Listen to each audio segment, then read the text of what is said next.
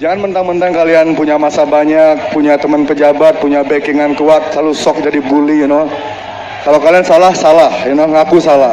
Jangan berani cuma sama orang yang lemah. Oke?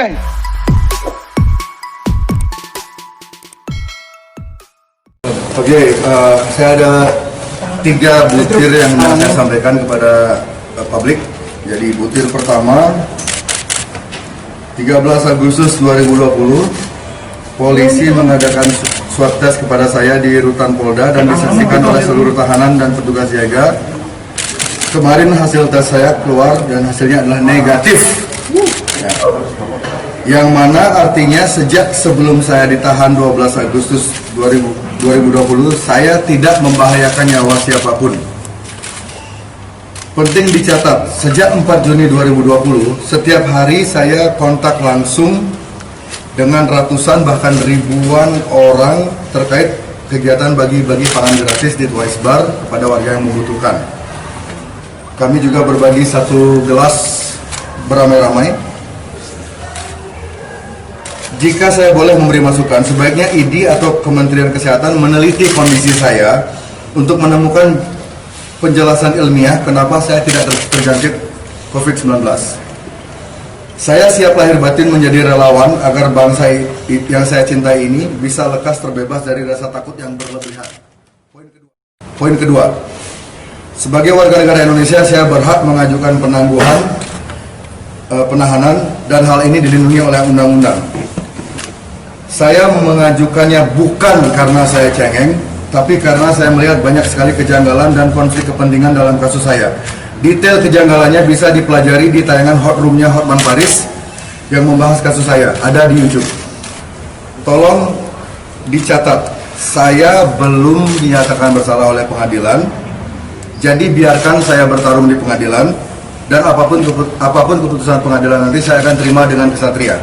Sekali lagi, saya bukan cengeng, saya tidak cengeng. Yang cengeng itu adalah mereka-mereka yang melanggar protokol kesehatan namun lepas dari jerat hukum karena mereka dekat dengan kekuasaan. Yang belengih sejati itu adalah mereka-mereka yang tidak pernah memberi makan warganya, tetapi menertawai sesama rakyatnya yang berjuang mati-matian memberi makan ratusan perut kelaparan setiap hari tanpa pamrih. Yang tidak berpendidikan itu adalah mereka yang memanfaatkan kekuasaan untuk menginjak hak rakyat, lalu berlagak sok paling suci seolah tanpa dosa. Leluhur Bali tidak buta, karma akan datang. Poin terakhir, yang ketiga, saya mohon kepada kawan-kawan saya yang santun, kawan-kawan saya yang cerdas, memiliki pergaulan luas, agar jangan diam saja melihat ketidakadilan yang menimpa rakyat kecil terkait kebijakan swab, rapid test, dan lain-lain. Negara kita memiliki anggaran ratusan triliun rupiah, sudah seharusnya tidak ada lagi yang namanya rakyat, terutama rakyat tidak mampu membayar swab test atau rapid test, dan dengan anggaran sebanyak itu sudah seharusnya tidak ada lagi yang namanya warga kita yang kelaparan akibat pandemi. Sebagai penutup, jadi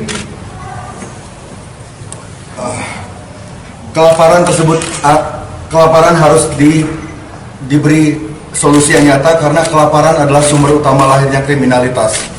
Kawan-kawan saya di rutan di rumah tahanan di Polda Bali, hampir 90%-nya itu di dalam karena mereka di PHK, karena pandemi mereka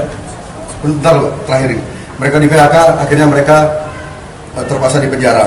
Jadi kelaparan adalah sumber utama kriminalitas. Penutup, kawan-kawanku yang cerdas dan kritis, tolong gunakan santunmu dalam membela yang lemah, gunakan wawasan adiluhungmu dalam melindungi rakyat kecil. Buktikan kepada dunia jika sopan santun adalah satu-satunya cara untuk membebaskan bangsa ini dari penjajahan. Merdeka!